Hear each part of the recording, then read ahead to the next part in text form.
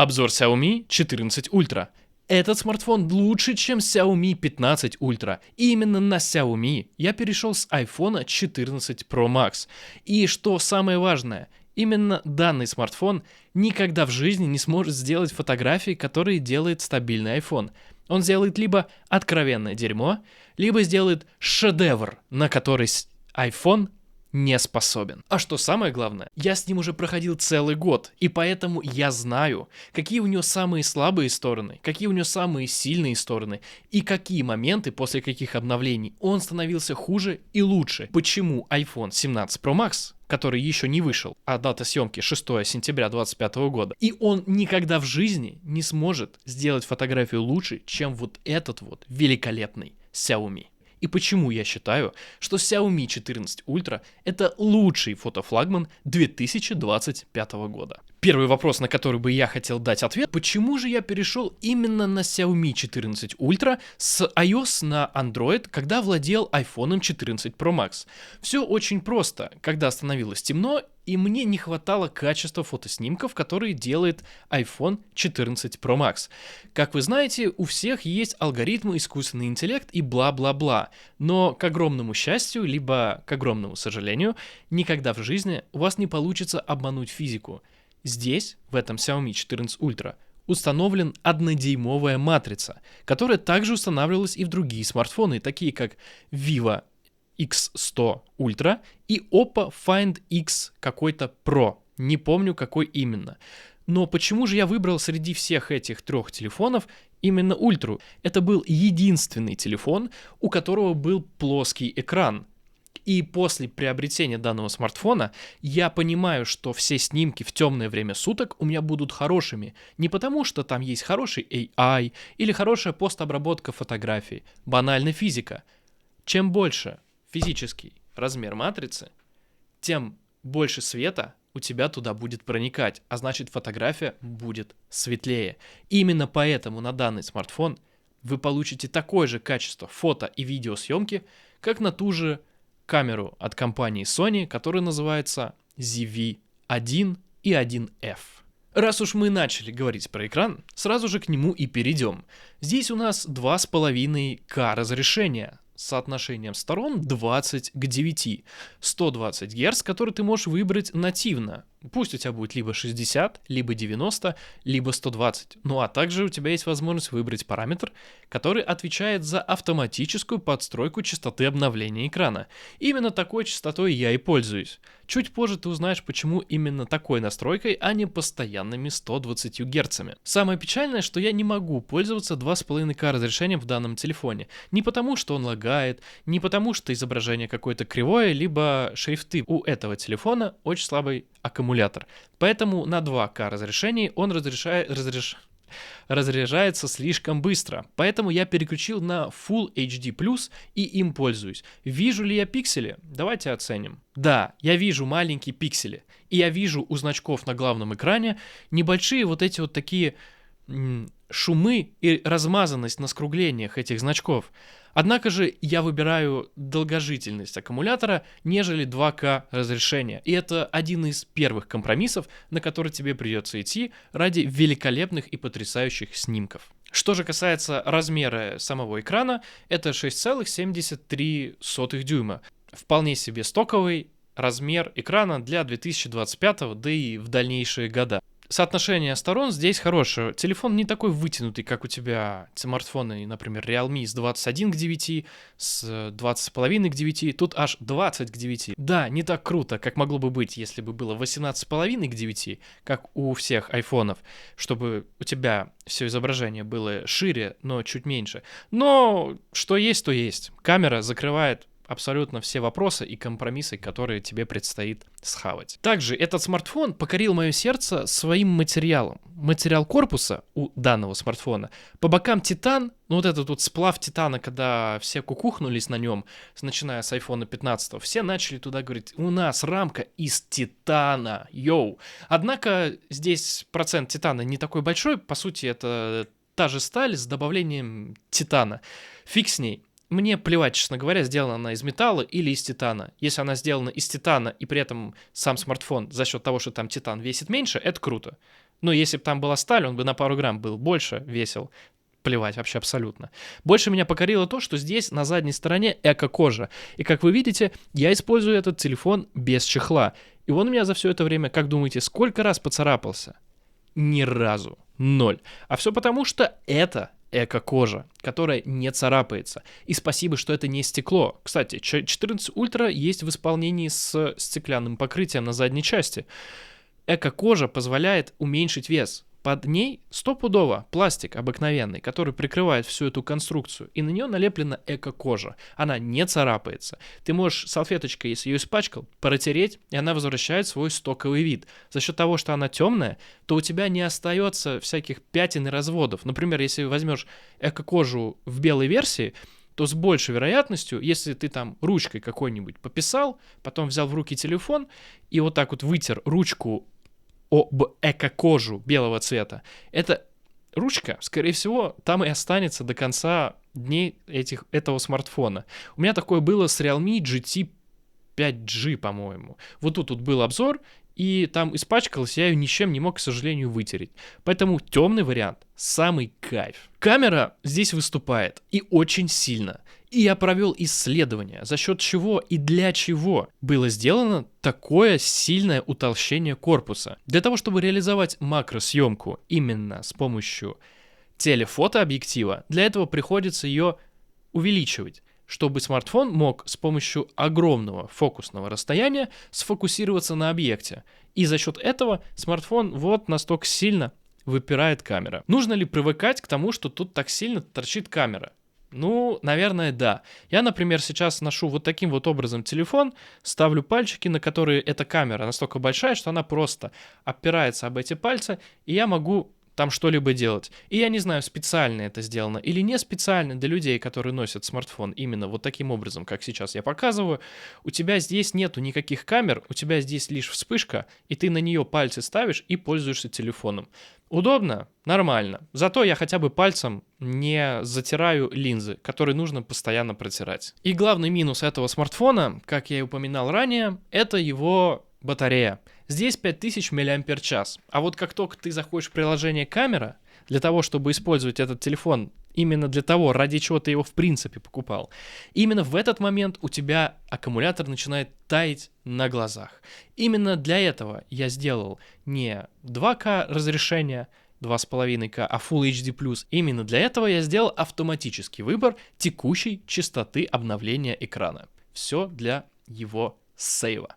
5000 мАч, есть поддержка быстрой, беспроводной и реверсивной зарядки. Как ни странно, реверсивная зарядка меня даже спасала. Когда у меня был отпуск, я был в Сербии, я забыл взять зарядное устройство для iPhone 12 mini, который у меня нужен там для съемок и всякого отшельного.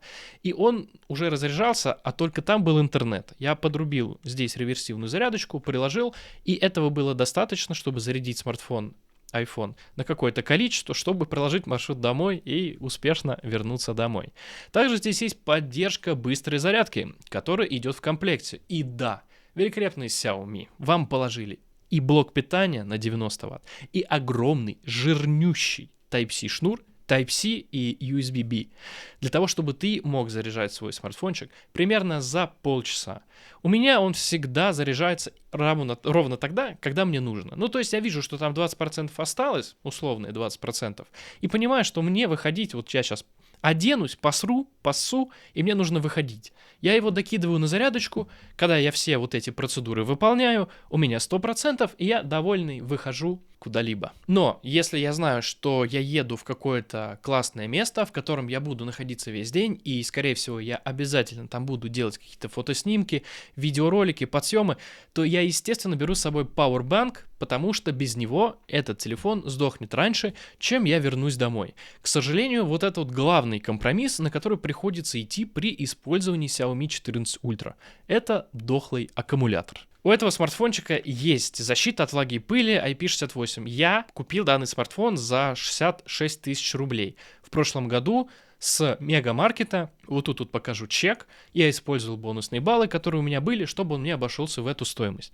На текущий момент на всяких Авито глобалки можно приобрести за великолепные 66 тысяч. 60-70.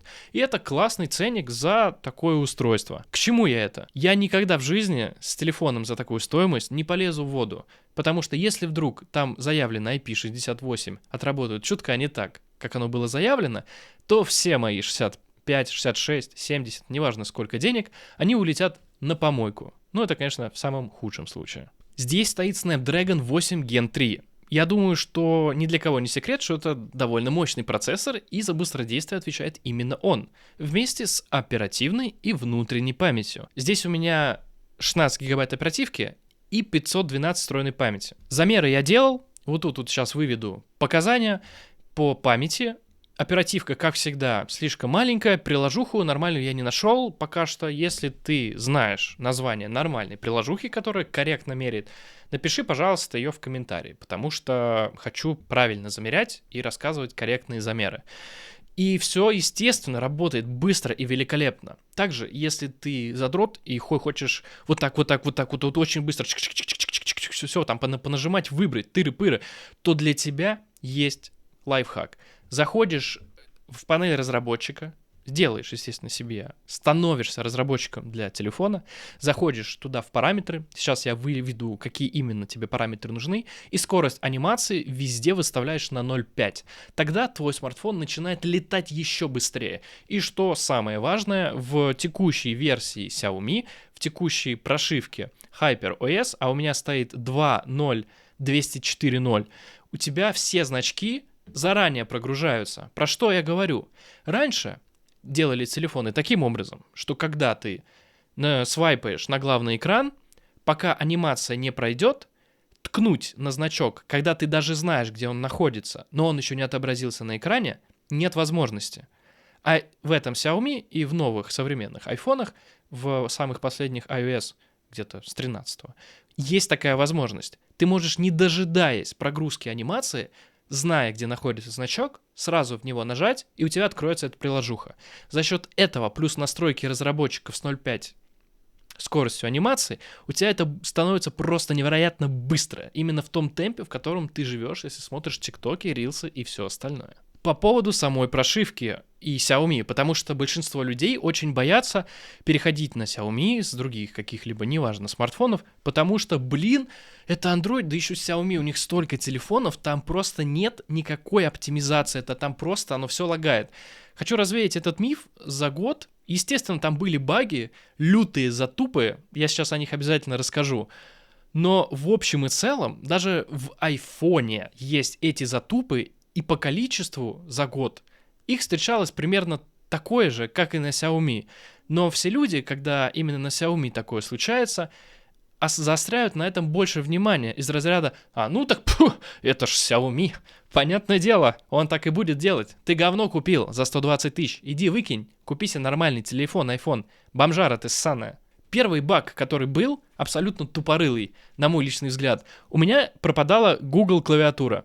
Я пользуюсь Google клавиатурой, которая по умолчанию, и она просто пропадала. То есть ты нажимаешь на строчку ввода текста, и у тебя строчка и клавиатура вот как будто бы ты ее свернул. Но у тебя была строчка, как будто вводишь. Абсолютно тупорылый баг. С чем он связан, я не знаю. За последние 2 месяца у меня этого не случалось, но где-то с мая месяца по июль у меня дофига времени много раз такое случалось. Наверное, раза 2. Естественно, такого тупника не будет на айфоне, но после перезагрузки все становится нормально. И полагаю, что, возможно, обновлением Google клавиатуры либо обновлением HyperOS в Android в скобочках на Xiaomi это все дело поправлено было. Также данный смартфон иногда затупливает, когда ты из Телеграма переходишь из любого приложения, неважно, по ссылке, и у тебя открывается другое твое приложение, в котором ты пользуешься, и потом нажимаешь назад, то ты выходишь не внутрь условного Телеграма, с которого ты переходил по ссылке, а выходишь в браузер, который у тебя открывался. Такая штука осталась и по сей день, Но когда ты знаешь, что у тебя такое встречается в твоем телефоне, ты просто понимаешь, что тебе нужно выйти на домашний экран и открыть еще раз то приложение, в котором ты был. Это тоже, я считаю, можно зачесть в минусы, но когда вы узнаете на то, какие фотографии делает этот телефон, это становится ширпотребом, и ты готов будешь смириться с этим. И еще бывает такой бред, когда ты переходишь по уведомлению, нажимаешь на него, то у тебя приложение не открывается, и за счет этого тебе еще блокируются другие действия. И пока ты не допрешь, что тебе нужно открыть меню запущенных приложений и оттуда закрыть забаганное приложение, а поймешь ты потому, что у него превью не будет, то именно в этом случае тебе нужно его закрыть и переоткрыть заново, и переход с уведомления, как ты понимаешь, отменяется. В Xiaomi 14 Ultra 3 динамика. Один на нижней части, второй на верхней части, для создания стереозвучания при просмотре различных мультимедиа. А также есть еще третий динамик, разговорный, который тебе помогает слышать собеседника. Из огромнейших плюсов. Когда у меня есть вот экран, он огромный, телефон еще, тяжелее среднестатистического, то когда ты делаешь вот так, у тебя весь экран уезжает вниз. Не как в сраных Honor и Huawei. При всем уважении, у тебя весь экран вниз уходит, и ты можешь здесь вбить. И что самое важное, она работает стабильно. То есть ты можешь понажимать, и у тебя она уходит. Если ты все нормально делаешь, у тебя все время будет открываться режим одной руки. Буквально через несколько минут мы перейдем к самому главному, это к камерам данного смартфона. И прежде я бы хотел сказать пару слов, почему же все-таки 14 Ultra круче, чем 15 Ultra. На это есть две причины. Назову первую. Я был в магазине, там, скорее всего, стоит самое последнее программное обеспечение для Xiaomi 15 Ultra. И когда я зашел в камеру и выбрал основной модуль, который имеет размер 1 дюйм, то я увидел, что у меня нет возможности выбрать диафрагму, которую я хочу. Для не знающих, что такое диафрагма, диафрагма — это, по сути, физическое размытие, которое создает смартфон с помощью большой матрицы. И когда я хочу сделать размытую фотографию, мне достаточно выбрать диафрагму, которая там есть со значением 1,63, и все, любой предмет, если я его там правильно снимаю, с правильным расстоянием, он у меня становится с размытием. В 15 Ultra, который апгрейднутый смартфон, такой функциональности нет. У меня нет возможности там, я не смог найти. Я там провел минут 10, наверное, телефоном над поисками в магазине. И я не нашел. И это, я считаю, огромный минус, потому что, когда тебе нужно снять в вечернее время суток, ты обязательно хочешь открыть диафрагму. Либо, например, ночной режим использовать, а ночной режим — это отдельная история. И второй момент. Почему 14 Ultra круче, чем 15 Ultra? Это за счет своего телефотообъектива. Вот этот вот телефотообъектив, который установлен в 14 Ultra, он более светосильный, чем тот, который установлен в обновленной версии. Почему так, я ответить не могу. Но при всем при этом остальные камеры у этого телефона имеют те же самые показатели. Я имею в виду, что у тебя основной модуль имеет 1 дюйм, а остальные там, естественно, кропнутые, как и других смартфонов. И лишь одна камера у них отличается, которая стала еще и хуже. Вопрос: нужна ли тебе большая мощность, которую дает Snapdragon 8 Elite, при том, что там такой же аккумулятор, и с большей вероятностью у тебя телефон разряжается точно так же. И для чего тогда нужен этот 15 Ultra, который стоит, на текущий момент, процентов на 30 дороже? Xiaomi 14 Ultra имеет 4 камеры. Все характеристики вы уже видите на своих экранах. Важный момент, что лишь основной модуль имеет дюймовый сенсор. Все остальные сенсоры меньше. Я в основном пользуюсь основным модулем камеры и телефото. Первый минус всего блока камер — это различные цвета на каждом из модулей. Это отлично видно при увеличении при видеосъемке. Например, вот тут. Шедевры, которые я смог сделать на данной Xiaomi на разные модули, также прямо сейчас у тебя на экране. Самый главный шедевр, который я считаю, это Храм Христа Спасителя. Это перископ X10 увеличения с включенным HDR. Чтобы фотки получались круче, нужно понимать работу фокусного расстояния. Для примера 23 мм и 75 мм. Чем больше фокусное расстояние, тем ближе задний фон к фотографируемому объекту. Вот тут это можно увидеть. После потрясающих фоток сразу скажу о том, что камера у данного Xiaomi нестабильная. В темное время суток все намного лучше, чем на айфоне. Но надо поприседать. Всегда делать экспозицию меньше, чтобы выдержка была максимально большой. Иначе будет смаз. Также нужно постоянно протирать линзы. Иначе динамический диапазон ни на что не влияет и различные источники света начинают превращаться в мыло. Помимо всех модулей, меня также поразил макрорежим. Это не то фуфло, которое присутствует на айфонах и на других смартфонах других производителей. Они везде, в тех смартфонах, реализованы через широкоугольный модуль. В Xiaomi 14 Ultra макрорежим реализован через телемодуль. Это просто потрясающе. Если еще выбрать настройку глубина резкости при макросъемке, то получаются подобные шикарные фотоснимки. Очень четкие, просто супер для съемок мелких деталей. Видеосъемка также на отличном уровне, особенно на основной модуль. Стабилизация есть на основном модуле. На других тоже, но послабее, и всему виной фокусное расстояние. Вот, кстати, пример на большом фокусном расстоянии. Тут около 30х, чтобы белочка не обосралась. Если, допустим, дюймовая матрица, да, и вот на этом телефоне дюймовая матрица, и насколько меня будет нормально видно. Вот сейчас посмотрим. Помимо всего перечисленного ранее, есть режим Super Lunia. Клево работает, но, честно сказать, я не уверен, что Xiaomi не подставляет фотку Луны, как это делал в свое время Samsung. Как минимум, на фонаре я попробовал, и на нем данный режим не срабатывает. Фонарь определяется как фонарь. Широкоугольная камера тоже хороша. Снимки приятные, нет искажений по углам. Видео на нее тоже получаются замечательными. Для блогеров в этом телефоне, как мне кажется, есть абсолютно все. Там бот, какой кораблик маленький, короче, какой-нибудь, лодочку. И на нем катнуть здесь вот по котору, всему остальному. Вот. Но в итоге сказали, что это возможно только в Тивате почему-то. А здесь нельзя плавать самостоятельно, только в Тивате. По итогу, что мы имеем с камерой? Она нестабильная. Надо привыкнуть, так сказать, к аппарату. После будут получаться стабильные шедевры. Разные цвета на модулях – главная проблема камеры Xiaomi 14 Ultra. Вывод по каждому модулю камеры. Основной – просто бомба. В любом режиме делает великолепные фотоснимки. Телефотомодуль. Клевые цвета, потрясная фокусная в 75 мм, получаем снимки а-ля на фотоаппарат, но есть искажения по цветам и слабый в темное время суток относительно основного модуля. 5X еще более требователен к свету, но по-прежнему хорош. Цвета более блеклые, чем на другие два модуля. 10X и более снимки становятся подмыленными, но если HDR, то становится почетче, но все равно мыло видно. X100 увеличение, конечно, есть, но оно номинальное. Фактически получается что-то нечитаемое. Ультраширик хорош, цвета близки к основному модулю,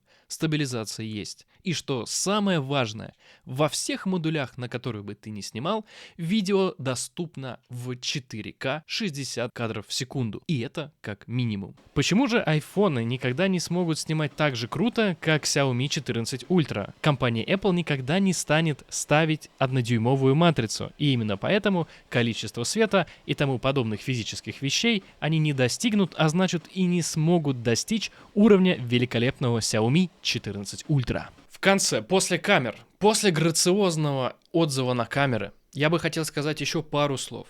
Xiaomi поддерживают эти телефоны и делают любое новое обновление заточенным под самую последнюю версию. То бишь, текущие обновления, которые приходят, они все в большинстве своем заточены под Xiaomi 15 и Xiaomi 15 Ultra. Также они заточили свое ПО под 14 Ultra в свое время. А когда ты приобретаешь смартфон и Redmi, то у тебя там появляется реклама, и ПО, которое там ставится, оно заточено под флагманские модели Xiaomi. Поэтому именно когда ты покупаешь Redmi, то ты бесишься с того, что Xiaomi говно, видя эту рекламу и видя фризы и лаги, которых не будет, если ты используешь флагманское устройство. Таким образом, Xiaomi экономит. И с помощью этого лайфхака для Xiaomi они готовы предоставить тебе телефоны по соотношению топ за свои деньги, по цена и само железо, установленное внутри, но не по софту. Почему я не буду переходить с этого телефона, наверное, скорее с андроидов, на айфоны. Потому что я снимаю часто на камеру, вот на которой сейчас меня снимает.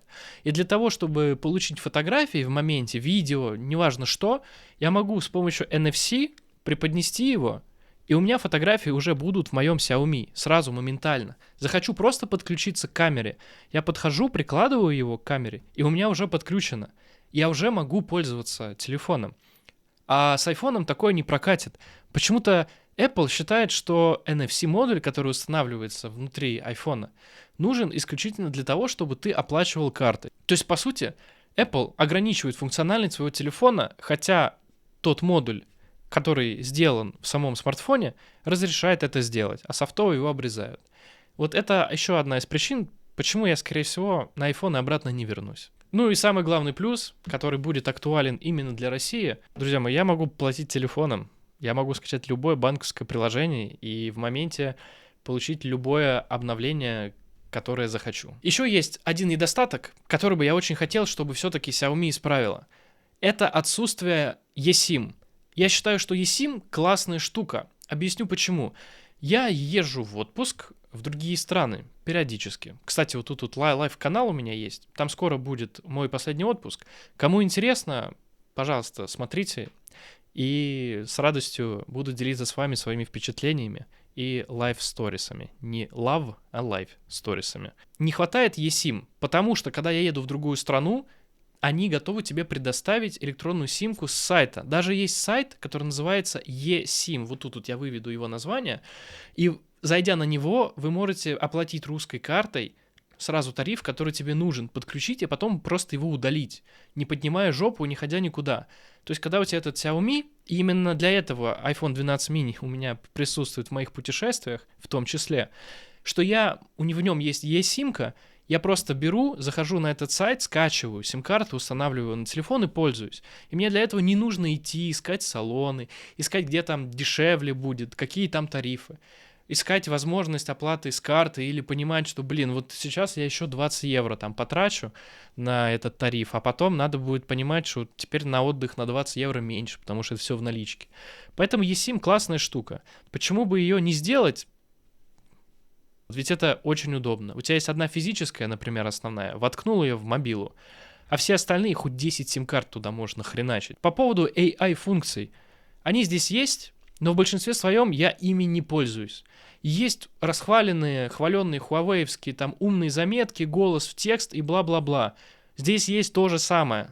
Просто Xiaomi не презентует это вот так круто.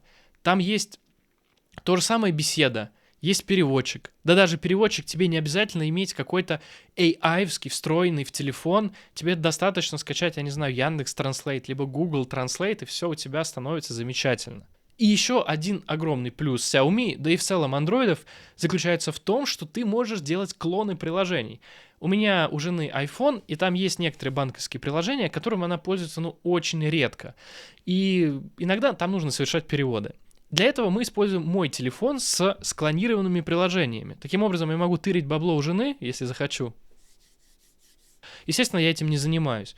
Но при этом у нее всегда есть доступ, даже если приложуху удалят из App Store, и при этом она не сможет скачать обновленное приложение, а текущее приложение уже не работает. Телефон классный, рекомендую его приобретать. Думаю, он продержится еще как минимум год на хороших позициях, лидирующих по фотокамере, да и в целом взаимодействии со смартфоном.